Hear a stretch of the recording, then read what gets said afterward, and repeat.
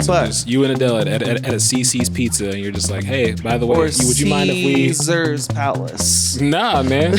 Go up the elevator, and then I cross path with my mom. We hug, and then I walk up, and you're walking to what you know, like. Might be the last time you see him. He had to do everything to the extreme, and there was hope, but then you would have the next scan, and while it didn't grow, it didn't shrink. I still don't know my grandfather's name on my mom's side. I think it's Robert, but I don't know. You need to find that out. He's dead. I don't need to. You ready? Let's get it.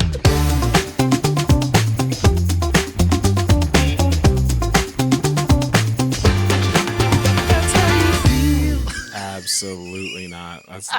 Oh boy.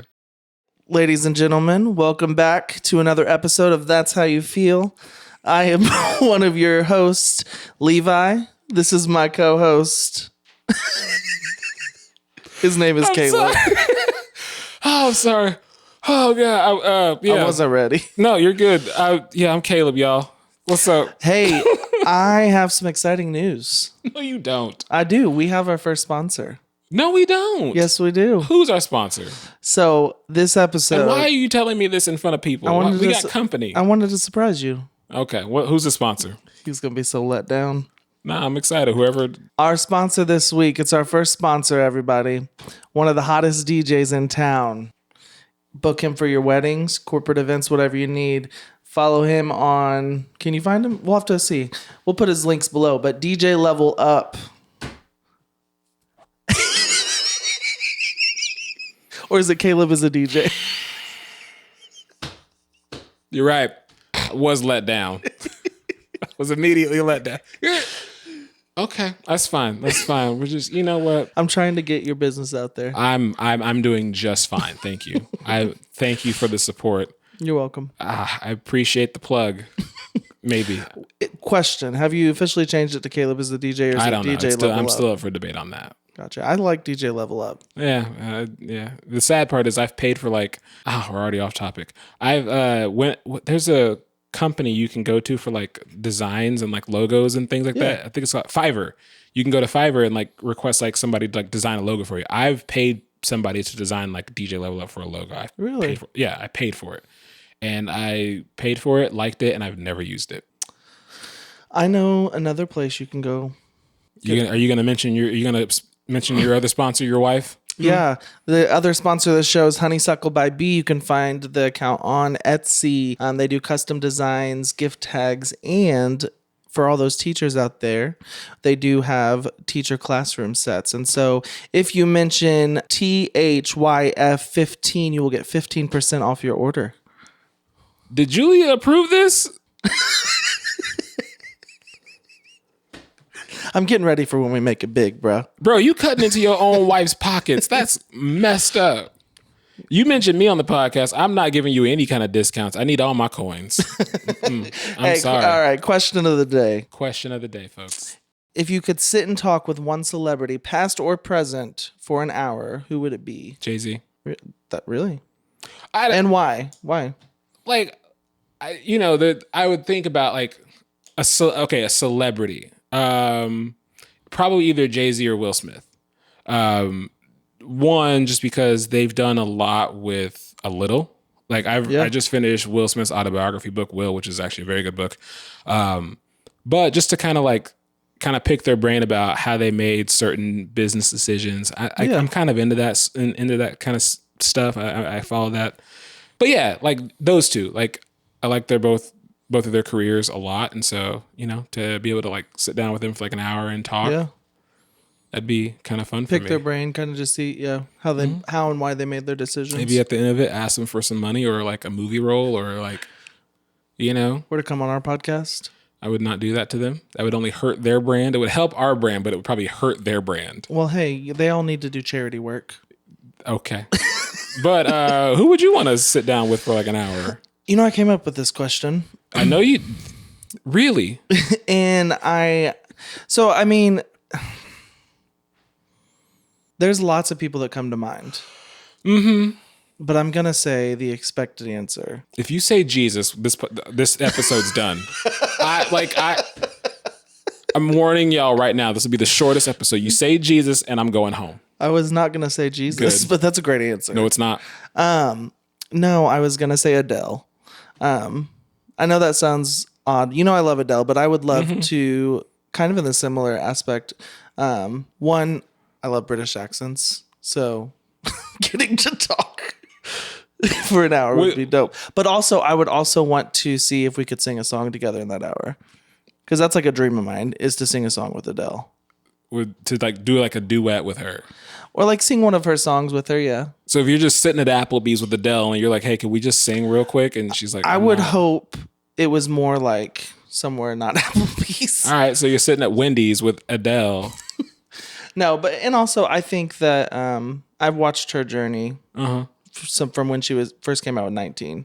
Yeah. She was in England, and kind of just some of the things that she went through. I want to see what inspired. I know what inspired her music, but like I want to get like no more details. I know that sounds weird. I don't know. Yeah. I just, for me personally, like with music and everything, that would be a really cool celebrity. So but just you and Adele at a CC's Pizza, and you're just like, hey, by the way, would you mind if we Caesar's Palace? Nah, man. But hey, if she was like, I want you to take me to a place, like where would you? If she was like, I want you to take me to the place that we're gonna sit for this hour, where would you go? You don't on your budget and your dime. Where you taking Adele? She's in town for a show, and she DMs you, and yeah, I'm in Kansas City for a show. I saw your podcast. I would love to chat with you for an hour, but you got to pick the spot. Where are you taking Adele? Well, and first off, if you were out with a celebrity, I wouldn't want to go to like a super public place. I don't care. Where are you going? Actually, I don't know. Hey, you're doing this already. Cooper's Hawk. Remember the last time I asked you about the donuts and you said you made that question difficult? Cooper's Hawk. I got it. Cooper's Hawk. That's a nice place. It is. I love their food, their wine. She likes to drink, I think.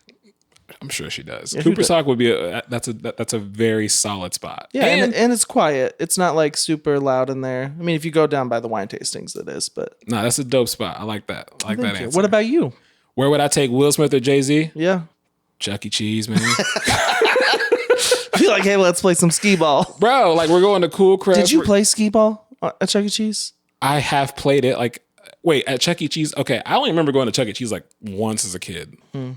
Cool Crest was like the spot that I went to. Yeah, that I got to go to. Yeah, that was up here. I had cheap parents, so I never really got to do all the things I wanted to do. So I had to watch all the kids with privilege walk around with money. So I never got to enjoy Cool Crest. But did you do the mini golf course at least? I've done the mini golf several times. Okay. Did you ever make the final shot?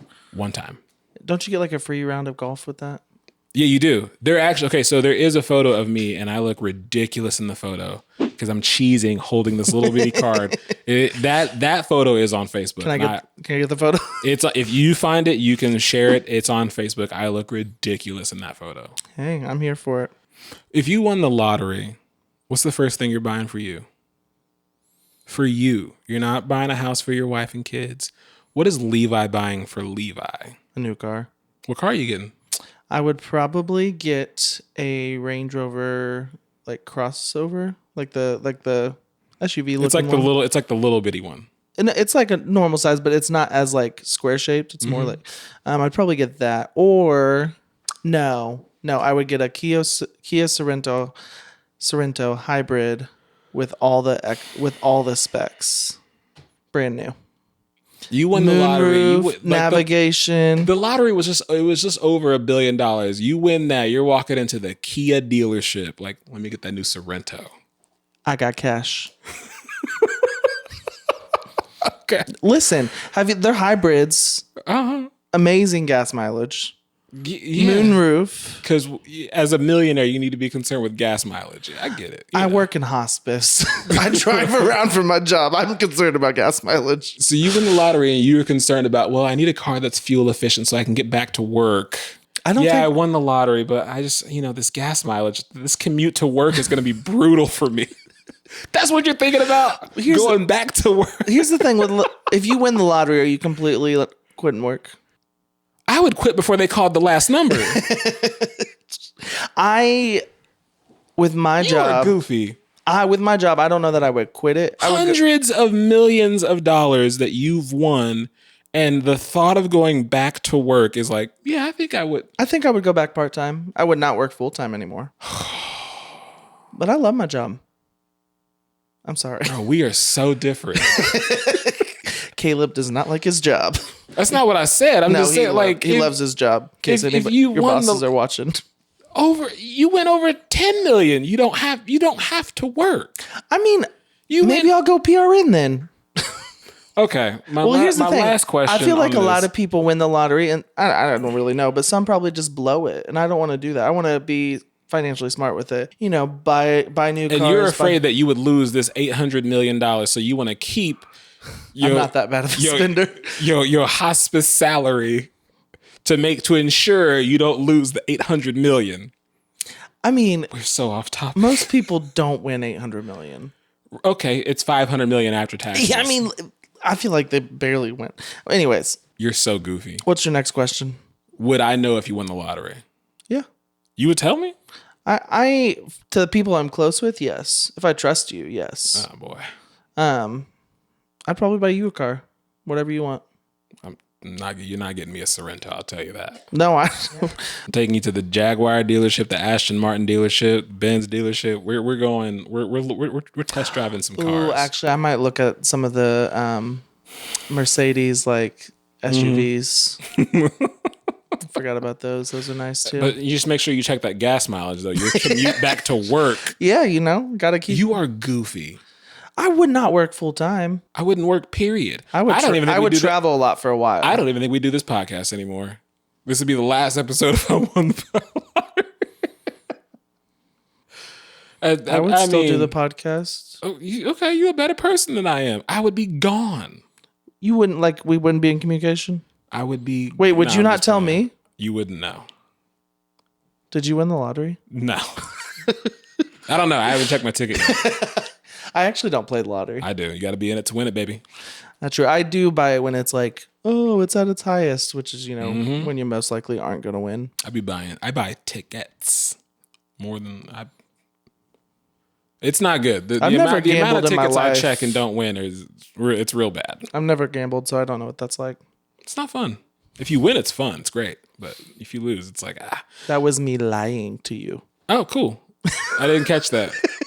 I play the lottery like I'm expecting to win the lottery. Like when I don't win, You're let down. I'm upset. I'm like, I thought it was my turn. Like I'm like holding that ticket like I'm next in line at the DMV. Like, well, and I tell the gas clerks all the time, gas station clerks, I'm like, this is the winning ticket, right? And they're like, oh yeah. They lie to me every time. You should call customer service and complain. They probably have a 1-800 number for that, don't they? Let's get on topic. What are we talking about today? We had Joel on the podcast last week. He talked about his father and he talked about loss. And I felt like there was an opportunity to continue that conversation with you because you've had some, I would say significant losses in your life over the past few years. Yeah. And I think that there may be some things that you might want to share. There's some questions that I have for you about that. Just because I think that we can create this space for you to be able to shed light on some of the things, how you process loss, how you process grief, that may be able to help some other folks, maybe even able to help you as you are still actively processing the death of these loved ones. So cool. I'm here for it. So, I know you have had some loss, but just kind of, if you could just give an overarching synopsis. Look at that big word. Go ahead, Caleb. What would you say, what loss have you had in your life kind of like recently? Like, what are we talking about here? Like most recently? I would say, sure. Over the past few years that have been like the most significant. I mean, in the last 5 years, I lost my brother 3 years ago. Okay. And that one was unexpected. This is dumb for me to ask because I am a close friend of yours, but how did he die? He passed away from non-alcoholic pancreatitis. Okay. That went septic. So he had pancreatitis before. And I can remember the day. It was Thursday, October 22nd. And we were doing a Chiefs parade at work. Mm-hmm. And my mom had called me that morning and she told me that Jeff had went to the hospital. He had pancreatitis again. And she said she was really worried about him. Well, I knew he had had pancreatitis before. He was at the hospital, so in my mind, he's gonna be okay. He's in the right. He was gonna be okay, and so that was my mindset all day. Like he's fine. And I did later that day because my mom mentioned it a couple of times, which I thought was odd because normally she I don't know if she had the sense that something was wrong. So I did text him that day, and I just said I love you. I hope you get better. Get better soon. And my mom calls me screaming that he coded. And I'm in my office, and I remember my friends Gabby and Jordan that day. They're like, "Are you worried about your brother?" And I was like, "No, he's gonna be. Again, he was in the hospital. He's gonna be fine." And then she called me, and they could hear her. He coded. So I'm just grabbing things and rushing to get to my house, rushing to call my wife. Tell her what's going on. So we go over to the house. She gets over there. This was during COVID too. So at that time, the rules were he could have one visitor a day and they could not be interchanged. So Melissa, his wife, was there with him. If someone is actively passing, you can have two. COVID was a hard time. I saw it on my end with hospice and losing loved ones, but it was kind of different to go through it and that. But so that, we get to my mom's house. She's asked if she can come up there. She couldn't come up there yet. And then maybe an hour or so later, he codes again. And so she was able to go up to the hospital. So I drove her up there, and then headed back. Earlier, you were like, he's fine. He's at the hospital. Had anything like changed from that feeling, or were you still, or had the feelings of like something's wrong? When my mom called me screaming, that he had coded, I mean, I knew something was wrong. Okay. I think my instant reactions to pray for a miracle, pray that healing. And yeah, I've learned that sometimes you don't get those the way you think you are supposed to. And that is okay for me. I'm saying that for me. I'm not saying, everyone has to process that on their own. But I do know, so yeah, I was worried at this point. He had coded twice. Then my mom finally comes back home that night, and basically they had got him back to doing better. If things changed, they were going to give us a call. We'd go up there. Essentially, I knew if I got another call, this was probably it. So it was probably 10, 11 o'clock. It was probably 10. It was about 10. We finally get home for the night. We had, put our daughter down to bed. And then we lay down, and I may have closed my eyes for not even a minute, and the phone rang, and I knew instantly. So my mom told me he coded again. So I got dressed and went and picked up my mom. We went to the hospital. I tried to go in, they wouldn't let me. So I can remember I even have a picture because it was raining that night of the hospital, just sitting in the parking in the car. And I was at this point I was sobbing. I was. It was later that it was a couple hours went by. My mom called me and she said that she wanted to switch places with me, and they were going to allow it. They were going to make an allowance that I could go up to see Jeff. The only thing is she could not come back up. So I instantly told her no, because I didn't want, as much as I wanted to see my brother, even though he wasn't responsive because he was on an event at this point. But my mom said, no, I can't be in there when this happens. And I know you need to see your brother. So it felt like such a walk of shame. It's not like a walk of shame, but it's just like a weird walk. It's not shameful, but it's such a weird walk to walk in the hospital and go up the elevator, and then I cross path with my mom because she's coming out and I'm coming in. Yeah. We hug, and then I walk up, and you're walking to what might be the last time you see him. Yeah. And we were still hopeful. We were still hopeful, something would change. The labs would come back, something would change. When I got there, they had him on an epi drip. They were pushing epi into his IV. And so epi helps keep his blood pressure up. Yeah. And they were doing this. They had checked his labs again. And at some point, we wanted them to do one last lab check to see if there was any progress. And results came back. There wasn't. And basically there was nothing else we could do. And so the only way they were keeping him alive essentially was all the epi that they were giving him and the life support. And so we had to make the decision together to sign the DNR. And so I learned a lot about my specific career in hospice because signing a DNR, I've always it's it's always like, yeah, you want to sign a DNR, but when you have to sign it for your loved one, even though like that's the best decision, that there is nothing else you can do, having to, I mean, I didn't sign it, his wife signed it, but like having to make that decision is a really hard decision. And especially with him being younger, obviously he was younger. Yeah, because like I imagine like thinking like if I'm a person of faith, do I need the DNR? Like I can't imagine like the thought process of like, well, something might change. He might, what happens? Like, I mean, how long do you keep fighting? And I can't imagine anybody having to go through that. That's Yeah. tough. Is that sort of kind of like the end of the story? Almost. So I get up there. Sorry, I know I told you a long story. No. So That's what we're here for. I get up in the room and he's completely unresponsive. Mm-hmm. He wasn't squeezing my hand back, but I still talking to him. I was able to say my piece, but from that point, me and Melissa were the ones in the room. And so we had finally signed the DNR and agreed to stop the epi. And they had educated us on like what it would look like. And so they said that once the epinephrine gets out of his system, that, his blood pressure, will go low, low, low, low. It will go up high real quick and then it'll go low. So that way we didn't get freaked out when it went up high again, with hopes. Mm-hmm.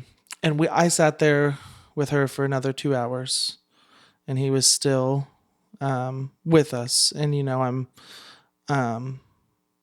I love that. I mean, I love that I had this time, but at that point I asked him, I said, is it the drip that's causing it? So we ended up deciding to stop everything, the drip, and then pull the tube.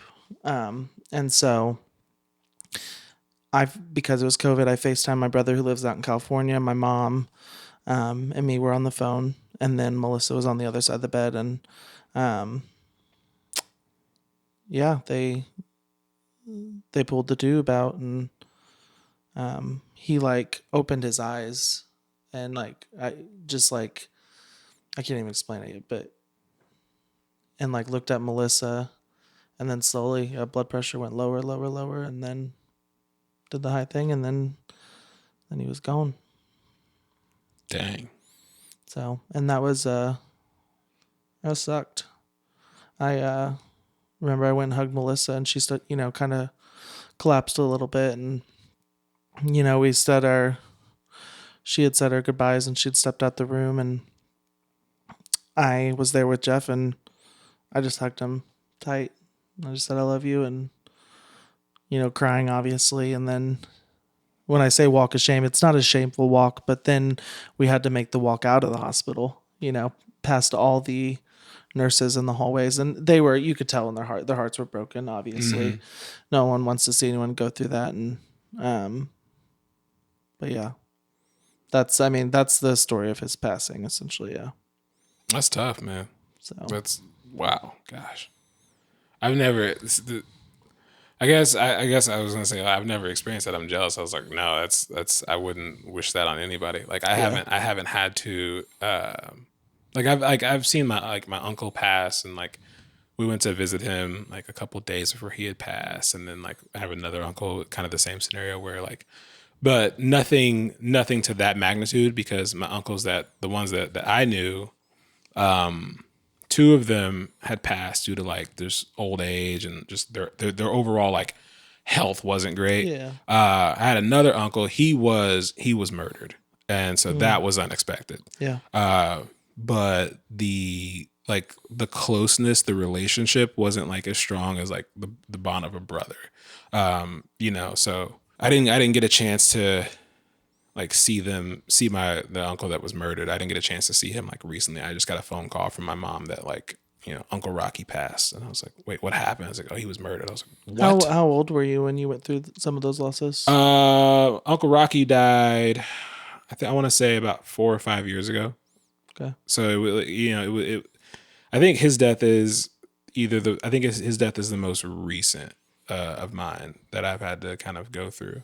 And then most recently, like my cousin's dad passed, and I was at their funeral like literally a couple days ago. And it was interesting to me. Like my son is 5 months old, and he's been to more funerals than I have in those 5 months than I have probably in my entire life. Like there's just been a lot of death recently that I've just gone to funerals of friends and family. And to walk into a funeral like with my son it's such a weird experience because I'm literally bringing new life into a place of like mourning and like sadness and, for want of a better word, death. Which I will tell you though, it also is a good way to make people smile because it made me smile. At Ron's funeral. Yeah, when I was at my cousin's dad's funeral, like I was in the back standing with him, and like she was like the first person in like the procession, and I didn't know that they were going to stand right where I was standing, and so she comes over to me, and I'm just like, "Hey." And she's like, "This is where we're supposed to stand." I was like, "Let me get out of the way right now. I'm not this close to the family." And she was like, "No, I want to hold your kid." I was like, I'm gonna go. I'm gonna get out of here. I'm sorry. Gosh, it was so awkward because like it was like her mom, and like I was like, these are like, for want of a better word, the VIPs of the wedding. And I was just like, let me go outside because this is awkward for me to be standing here. Yeah, but like those folks, like my Uncle Rocky, Uncle Tommy, like Uncle Tommy from my dad's side, like he died because of like high blood pressure, cholesterol, diabetes. It was. Here's the sad part about like what's funny about that one is because like we went to go visit him in the hospital, and as he's laying there, he's got tubes going in and out of him. He's like, "You guys make sure you eat right, eat healthy, don't be like me." And as we left the hospital, my dad was like, "Let's go to KFC." I'm just like, "Dad, did you not hear that is the ultimate, what your brother just said?" It's the ultimate comfort food though. Especially like, in moments like that, bro. And we went straight. I mean, pulled out of that part of the hospital parking lot right into a KFC. And my dad's like, "Let me get a bucket of chicken with the macaroni and the mashed potatoes." I'm like, "We're going to," and literally I was like a kid when this one happened. So I was literally afraid to eat fried chicken for a little bit. Oh yeah. Because I was like, this is going to kill me now. Like I legit thought that fried chicken would kill me if I ate it. Well, and good I was news, terrified. It won't. Well, I mean, so you didn't have, so you said you didn't experience a lot of loss growing up. None, especially none that were like significant. Like I haven't, because again, like just that relationship was not there. Yeah. Like I wasn't really close with my Uncle Rocky. I wasn't close with my Uncle Ike Charles. I wasn't really close with them. The only person that like when someone passed that was like relatively close was my godfather, LB. When I got the news that he died, I was shook. I was like, whoa. Yeah.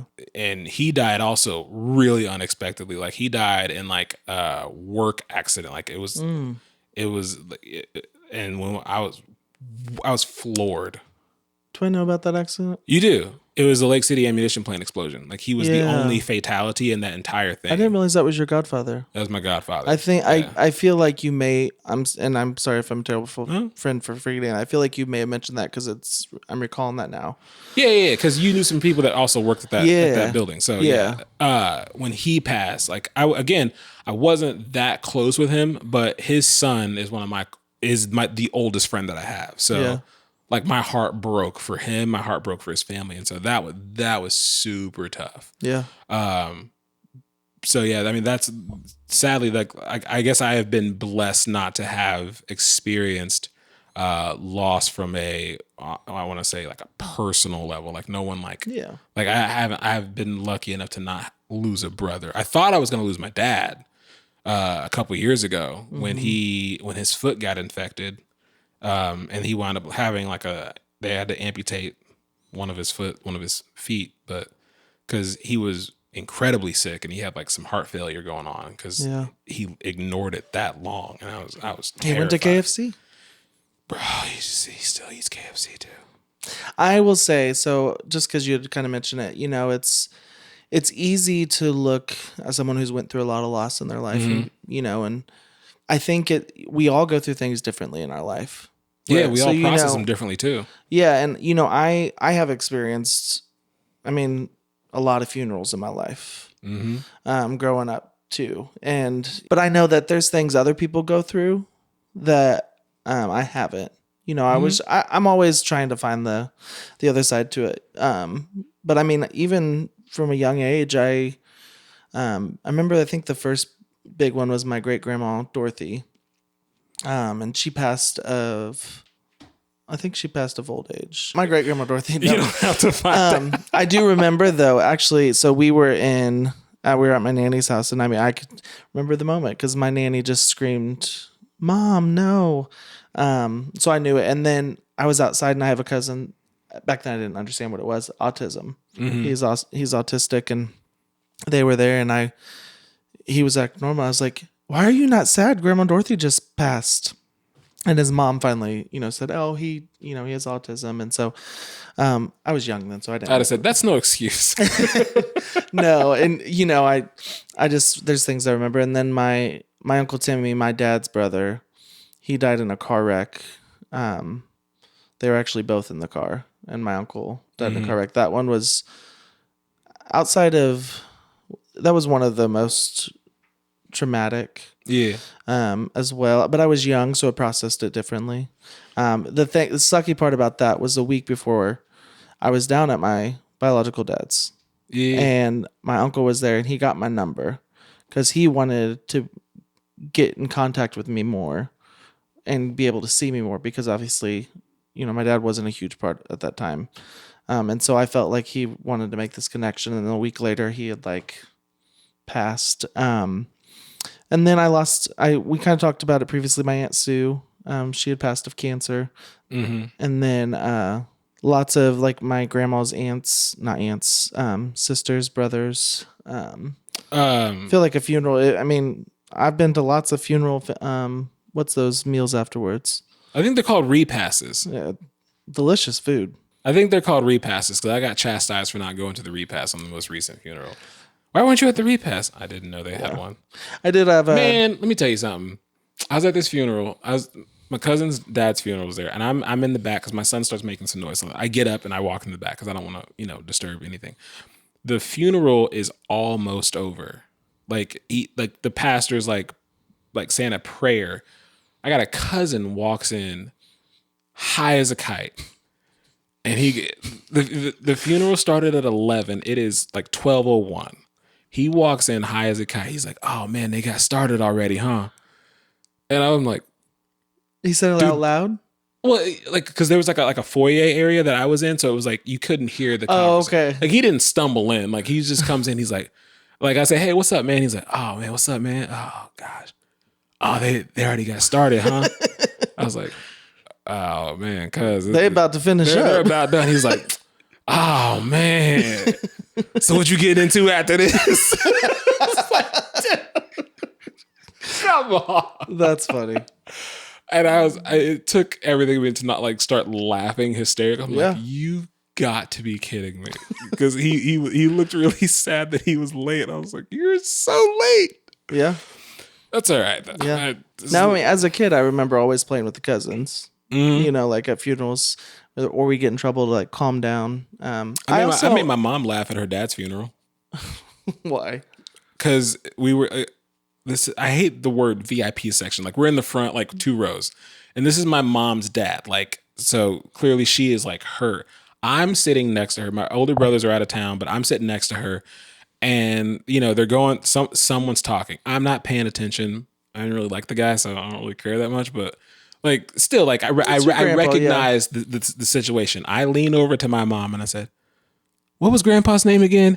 And she lost it. My mom starts laughing. And I was like, I don't think I ever. Oh man, you would be that kid, but I feel like when you process things, you're one to make people laugh, anyways. I don't deal with discomfort, and funerals to me are kind of discomforting and uncomfortable. You fall asleep at them. I'm just kidding. I will let you. We're gonna move.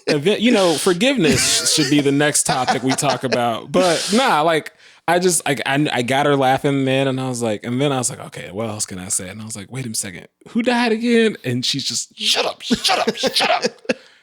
And then I leaned forward to like, I think someone else who's like, again, more important than me because they're in the, and I was like, hey, real quick. And I How said old something. were you? I was at least 25, 24. Oh, okay. I'm an adult. I pay Okay. taxes at this point. I thought you were like a young kid. Like, nope. No, no, no, no, no, no. that's all right. I was old enough to rent a car at least. So Yeah. the moral is I knew better, but I was unfazed. I was like, you know what? It's a good time to tell some jokes right now. You started your stand-up comedy at a funeral. Hey, you got your mom to laugh. I did, and that made me feel good to know that she could still laugh, like as she's laying her father to rest. But no, and I agree with humor too. Mm-hmm.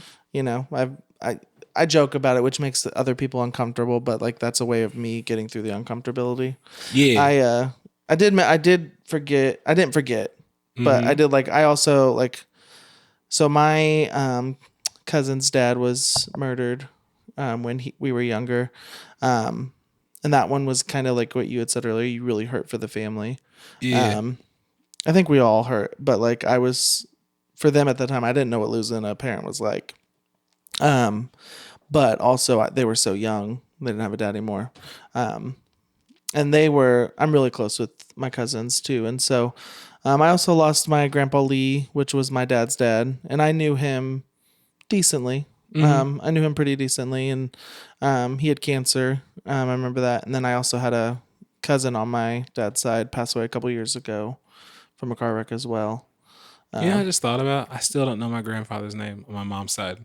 I think it's Robert, but I don't know. You need to find that out. He's dead. I don't need to know. Your lineage, man. That's how I feel. So we're just real quick. So to not I want to be respectful, but for time purposes, give me the elevator. This is so messed up, and I'm sorry. Give me the elevator pitch of how Ron passed. So Ron, okay, it's actually a year ago this time.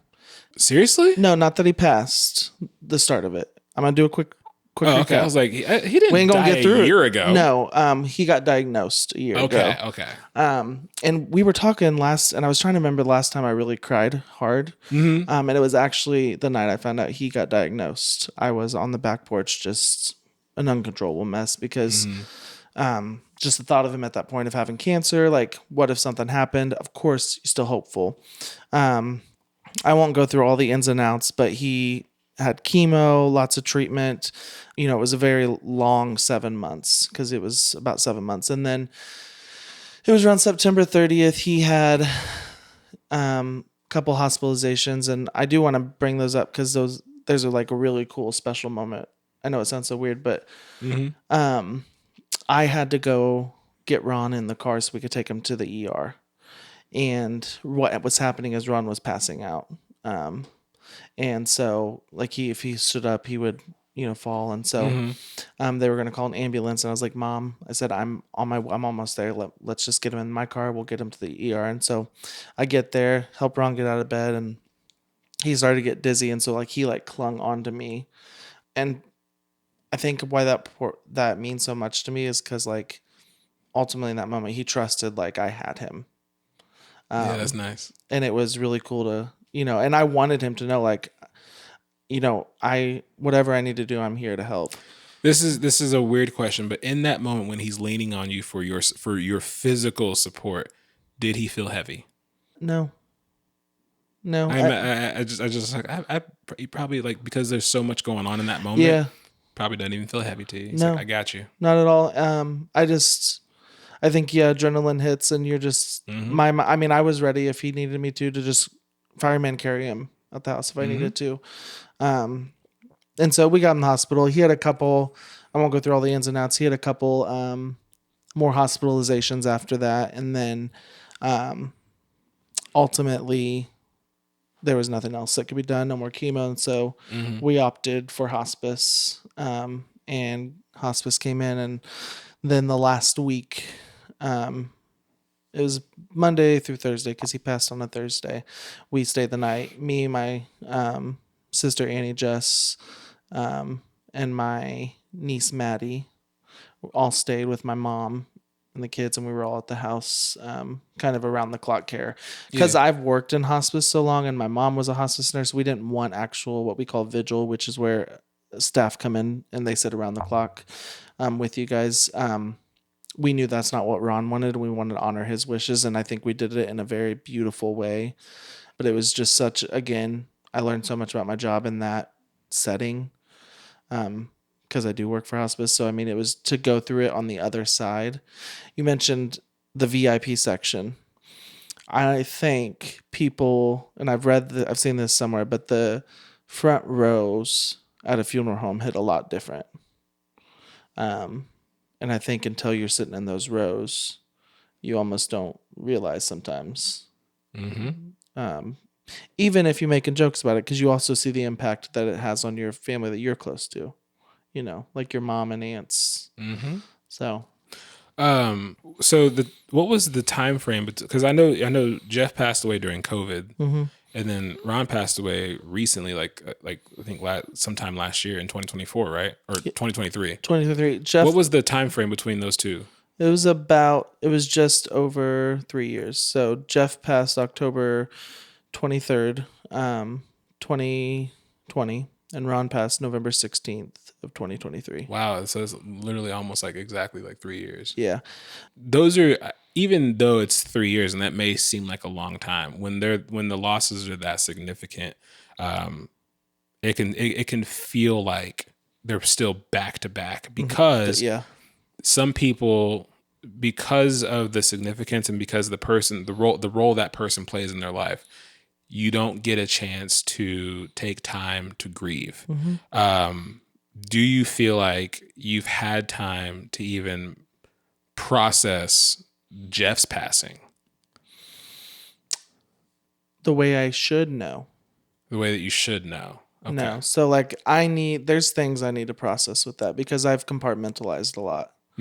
At first I'm a protector of others, and so I want to make sure everyone else is okay. Now, I will say, when Jeff passed, I was not myself. My wife was the rock of our household for a little bit. And that wore on her too. And I couldn't thank her more for what she did during that time, because, I mean, she was there when I was sobbing. She was there. I mean, there was just a lot of times I had to go back and forth, and it's just, she was my rock. I mean, it does seem like 3 years should be a long time, but when when you have such a significant loss, and I've learned this, it's not like I'm an expert on that. I'm still learning this. You don't know what it looks like. And so I will tell you, with Jeff, like, there are so many emotions I went through. With Jeff, you said it was unexpected. So it was. The feeling of ill preparedness, like I guess it's safe to say you weren't ready for this one. No. And so, but with Ron, even though with Jeff, you said he'd had like some pancreatic issues in the past, but still. But it was never any of concern. It was never a concern. But with Ron, like, he got a diagnosis. And so would you say this one was easier because it was like there was a diagnosis or would you say this one still kind of was like, this is out of the blue? It wasn't out of the blue. Jeff's was definitely harder to manage with at first, because that was as an adult, the first significant close loss. And so I learned a lot about grief during that. And it does get better over time. And people will tell you that when you're going through the grieving process, and it does not feel that way. But you do learn to cope with it better. And I mean, there's still days that hurt, and I miss my brother so much. If I could just hear his voice or hug him one more time. Just like, same thing with Ron. That one is still fresh. And the thing with Ron is it was so different because we had 7 months of a waiting timeline with hopes of a miracle. Okay. So like they had given the diagnosis, but then did they give like, hey, he has X amount of months to live, or what did that even happen? Like, I know like the transfer to hospice is like, that's kind of like, this is the last stage. But before that, when it's like the treatments and all that. It was such a hard experience in itself, because there were so many ups and downs from what the doctors would tell you. There was always a slightest bit of hope. Okay. And and I think they were hopeful too. But he had to. I mean, he went from being healthy to he was having trouble swallowing. He was in the hospital over a weekend and got diagnosed that week, and it was in the next 3 weeks we found out it was stage 4, and it was also the type of cancer he had was in the junction of the pancreas and the stomach. Did I say that right? And that's a very hard one to beat. Yeah. And he had to have double hot chemo is kind of what it was like. Like he had to do everything to the extreme. And there was hope, but then you would have the next scan, and while it didn't grow, it didn't shrink, but he's able to eat better. And the one blessing with Ron's is he did not have pain. And with cancer, you can have a lot of pain. He did not have pain. Did he have some other things? Yes. But he was never in pain up until the very end. We were able to honor his wishes because he's a very private man. But walking through cancer, I feel like could be a whole nother episode of going through that, because I've learned so much throughout Jeff's and I've learned so much throughout Ron's. Yeah. With Jeff's, you were talking about how you haven't. You said there are some ways you haven't processed, but I think it's safe to say you are coping with it, though. You haven't necessarily processed it and squared it away, but how did you cope with Jeff's passing versus how are you coping with Ron's? Or do they look the same? I think the way I tend to cope with grief is very similar. I do compartmentalize a lot because I don't talk about it from my perspective a lot. How come? I think I'm more worried about others, and I want to make sure everyone else is okay, and I'll fix myself later kind of mindset. Like I do need therapy. I really I seriously I need to go through to a therapist just to process, like kind of like walking through Jeff's story like that. That's a little bit of therapy in itself, because I don't get to tell his story, and I want to. Right. I've had many people ask, like, "Hey, I really want to know what happened with your brother," and it's such a. I'm not like I can talk about it and not cry now. I can get sad about it, but I'm not crying. There may be times I may cry. That's how grief hits you. It's a roller coaster. But with Ron's, it was a little bit different because it was almost like we were grieving for so long, and still are, because he was still here, but and I'm not saying he got the cancer diagnosis and we're like, oh, he's dying, because we were fighting for a miracle. We were praying for a miracle, and it didn't come, and that's okay. But are you sure? It is. It is because as you are this is a weird man of faith, as a Christian, and you're praying for a miracle. Like I'm sure you were praying for a miracle with Jeff, and this is Jeff passes, and okay, the cliche, God's got a better plan for you, or, he's in a better place now. But which I will tell you, just with those few things, people will often say those at funerals to people. And I think I've even said, oh, they're in a better place throughout my hospice journey to people I know. And I will tell you that is something you should probably never say to someone at a funeral. Let me tell you something else you shouldn't say at a funeral. Ask the question, how you doing? Yeah. I was at another funeral of a friend who died again, very unexpectedly. This is someone's younger brother. He was in his 20s, and he's got like a host of brothers and sisters, and I knew them all very well. I go to the funeral, and I walk up to, I think the older brother. This is this dude's younger brother, and this dude has passed a week ago. Yeah. And they're at the funeral. I see his tears, and I couldn't help it. And hey, how you doing, man? And he didn't even answer me. He just, and I felt so stupid, so dumb. But I was I couldn't. The thing is I wouldn't feel dumb because it is such a natural response. Because in those situations, you do not know what to say. I don't know what to say. When I'm standing in line in the the visitation. I don't know what the line's called. There's a title for it. Yeah, but when I'm standing in that line, the receiving line. Yeah, I've had to stand in two lines, which seems so weird, and I don't know what to say, but there are things you cannot, like that would be better if you don't say like, oh, they're in a better place, or like, at least they're not Why is hurting. that not? Why is that? Because I mean, because when you, like, I think because we already know that. And I'm not saying me, I didn't get offended by it, but I do know people that like have, because I know people's heart is not.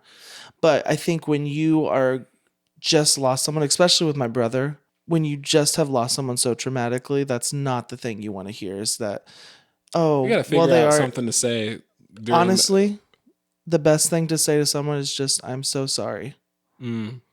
Because you showing up at that funeral, taking time out of your day to remember someone, to show up for someone you care about, means more than anything. And just a simple, I am so sorry you're going through this, means the world. And that's why I tell you, like, I joked about it earlier, and I won't bring it up, like, because You're gonna bring up me falling asleep again, no, aren't you? but I'm this is the last time, like, truly, because we talk about it and laugh about it, and you say, like, I don't want you to ever feel bad, because the fact that you were there, you showed up, you drove almost an hour out of your way with a newborn just to come to my dad's funeral.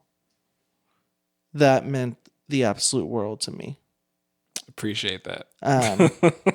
I mean, I'm tearing up talking about it. So, I do want to say though, I think for me and my wife, it's been hard, these two losses, because we got married in 2019.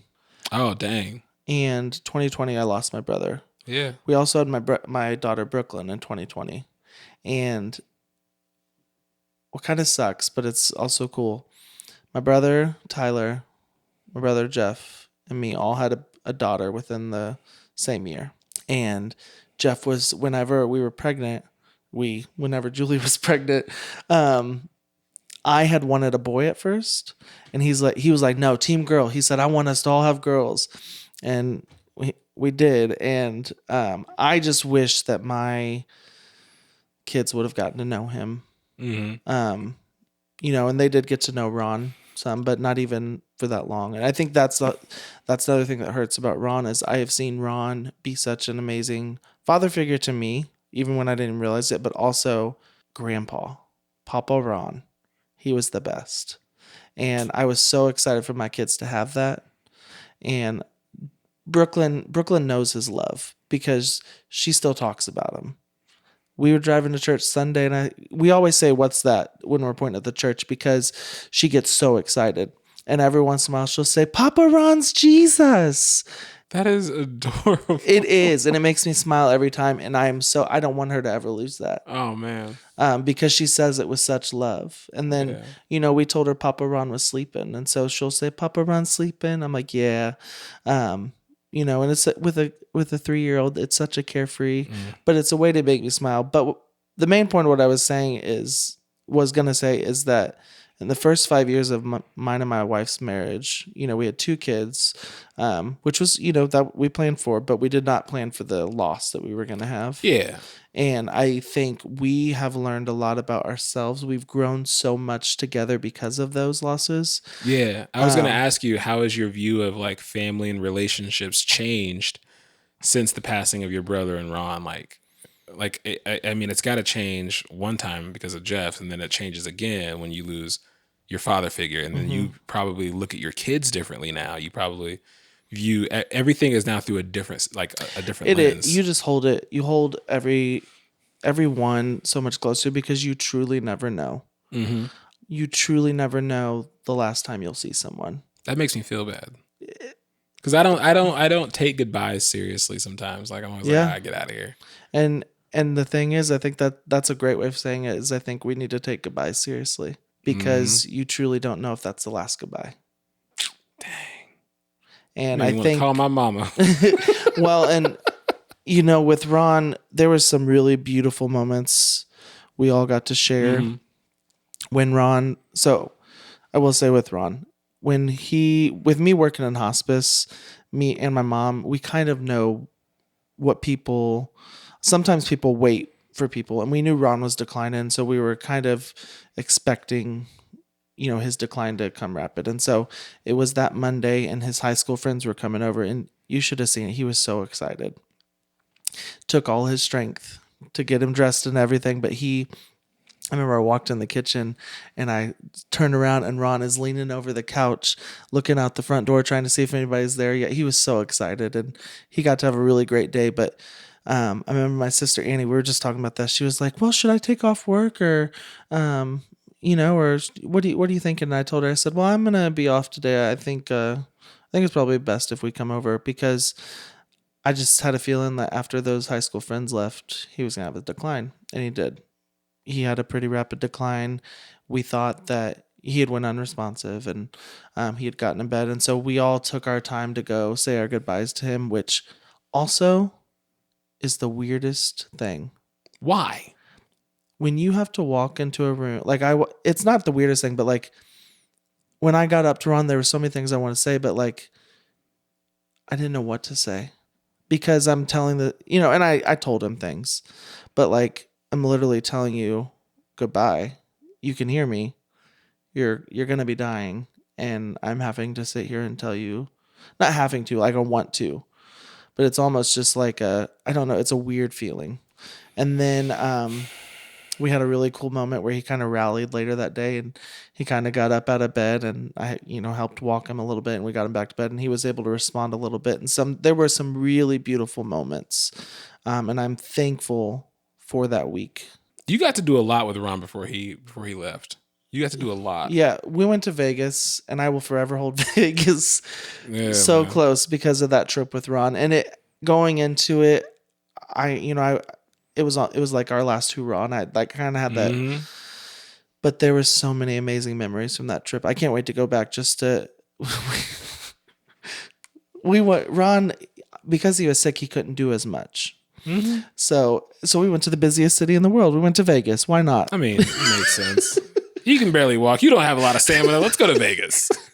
So, wait, whose idea was Vegas? My mom and Ron's. Okay, so he was. Like, it's not like y'all were dragging him along to Vegas. He was like, guys. No. So they had went to Vegas many times throughout their marriage. Really? Yeah, and so. Initially, before we knew Ron's decline, we were going to meet my brother Tyler, me, my mom, and me. Mm-hmm. As a week later, we found out Ron was terminal. And so I was like, we need to make this a family trip. And so we got his daughters, my sisters, Jess and Annie came. My niece Maddie came. Tyler came. And we had an amazing time. But we did have to kind of drag him a little bit. And so we didn't drag him, but we took him to an ice bar. You dragged him around. We took him to an ice bar. My sister Annie, and we found out later that he was texting my mom, please come back, because she had went to go rest. Funny. Please come. They're dragging me to ice bars. And then he told my mom his flip-flops froze to the ground of the ice bar. But, and you know what's funny is the pictures we got from the ice bar are some of my favorite. I mean, of course. Ron never complained and he smiled the whole time.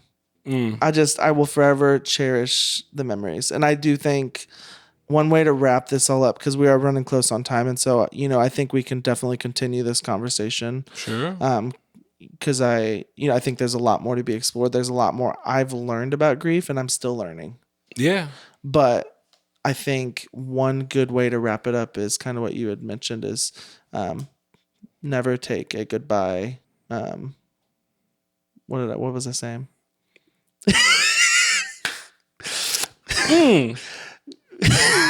I'm losing my train of thought. I'm gonna let you just. I'm letting you hang out to dry here. Go on. What were you saying? Bruh. Never take a goodbye for granted. Yeah. Never take. That's what you couldn't figure out. Yes. Never take a goodbye for granted.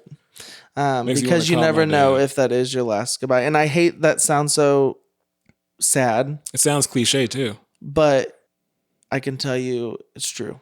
It is. I need to call my mother. I haven't called her in weeks. Yeah. Days. Yeah, you should probably call her mom. Well, you saw her at church on Sunday, didn't you? Yeah. Your mom cracks me up. All right. How you feel? I feel good. It was... feel better?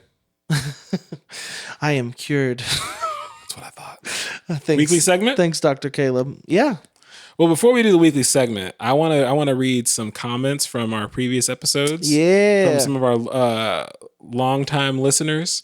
What you got? Well, so Charles McDonald says CJ. from he's a sponsor of the podcast. Charles McDonald said, "Snoring. This is when we're talking about snoring. Snoring is not an exclusive to the location, Caleb. If you snore on the ground, you snore on the plane." And because I said I snore on the plane, so he's insinuating that I also snore on the ground. I do not, sir. It is only when I'm at 30,000 feet is when I'm snoring. But honestly, I have an update about my wife snoring. She was sleeping the other day with her mouth wide open, and she was not snoring. It was just not a sound. Was she alive? I thought she was dead. You just like, oh, you good? This comment is from Stretch0215. I'm still yelling. Not everybody should have a podcast. What episode was that from? I don't know. It was from like a reel or something. I was like, okay, yeah. Thank you, Stretch0215. Yeah. Not everybody. You know what? I agree with you. Not everybody should have a podcast. Max Levy said, follow the pod on Apple, listen to an episode, keep it up, very funny, raw, and great banter with Levi. Aw, thanks, Max. Max Levy. Max Levy's awesome. Max Levy is awesome. This is from Elise McBride. Love how transparent you guys are. This is a great podcast, communicating about stuff that guys don't open up about. Very refreshing. Thank you, Elise. Mm-hmm. And then from another comment came from my neighbor who lives across the street, who said this to my face. I feel like Caleb and I are best friends. So you told your neighbors about the podcast? First of all, my wife tells my neighbors about everything that I'm doing. But no, I was taking my trash out and my neighbor was like, hey, I listened to your most recent episode. I said, thank you. And she said, I told your wife this, but I just feel like we're best friends now. And I said, all right. Hey, let's have her on the podcast. Hey, we're going to go ahead and close up, folks. Do you have, so honestly, after this episode, I don't have a rant. I will say, if I give a praise, I would like to say thank you for allowing me to be vulnerable. Mm-hmm. That's one thing I've really enjoyed. You know, when we came into this podcast, I don't think we really, we didn't know what it would become. We still, right. I think we're still on the ground running, but I think it's been really cool to be open and vulnerable about some things that have gone on in our life. And I'm looking forward to the future, you know, to more vulnerability with each other and, you know, to have a positive open space. So, just thank you. And thank you to my wife, Julia, our producer. Big shout out to Julia, the producer. You know, she is truly my rock in this life. And I could have not gone through everything I've gone through without her by my side. Yeah. She's better than you. Yeah. No, she's the better part of me. You know, people say that you are like the cool one in the relationship. It's actually Julia. I mean, it's me, but no, like because of how cool, like Julia is like, because of how she's cool she is, collected. She makes you look cool because of how cool she is. Yeah. It's like if she wasn't around, you would be lame. Oh, for sure. Trying to be cool, but like she actually makes you cool. I would still be, what's up, Caleb? Pop. Boy, we would not be friends. So you need to tell your wife thank you, because if it wasn't for her, we would not be friends. I love you. Folks, thank you for watching. Do you have a rant or anything this week? Nah, man, I got nothing. You're like, I don't feel like I should. Nah, like, because I mean, I got something, but it's not something I've always thought about. And this has nothing to do with what we talked about today. But I don't think the moon landing was real. That's how I feel. I don't have... Stop. I was not expecting that. Sorry. Okay. Now, okay, let me just say this. I'm easily swayed by opinions and TikTok videos. And I saw a TikTok about how if you take a look at the images of the people on the moon, like Neil Armstrong and them, and they're on the moon with the flag, and I don't care about the flag waving or whatever. That does not bother me. When I am on Earth, like I'm on anywhere else, but when I'm on Earth, I look up in the sky at night and I can see stars. Mm-hmm. If you can do this, you can Google it right now on your phone. If you Google moon landing photos and you see the pictures of them on the moon, and you look behind them, there are no stars. Why not? I saw that on a TikTok, and that further gave me evidence as to why the moon. That's a huge conspiracy theory. I don't think it was real. I don't have any evidence other than some YouTube documentaries that I've watched, and I am persuaded that we faked the moon landing. I'm only going to say this. It doesn't go along with what you said, but it's kind of to wrap up our episode. Goes along with things I was saying. So actually, I don't know if you know this about me. So you know that we wrote a song called Cardinals for Jeff. Mm-hmm. We're just going to go right back into this grief and loss thing. Yes, I am. Okay. So you stay leaving me out to dry. No, stars is actually a huge thing for me. So it's always been like my sign of my loved ones. You always have a sign. So, and Cardinals has become a sign as well. But stars. I saw a cardinal the other day. Go ahead. It was my brother. No, it may have been. I thought about you though when I saw the cardinal. It was blue. It was a blue one. It was a blue cardinal.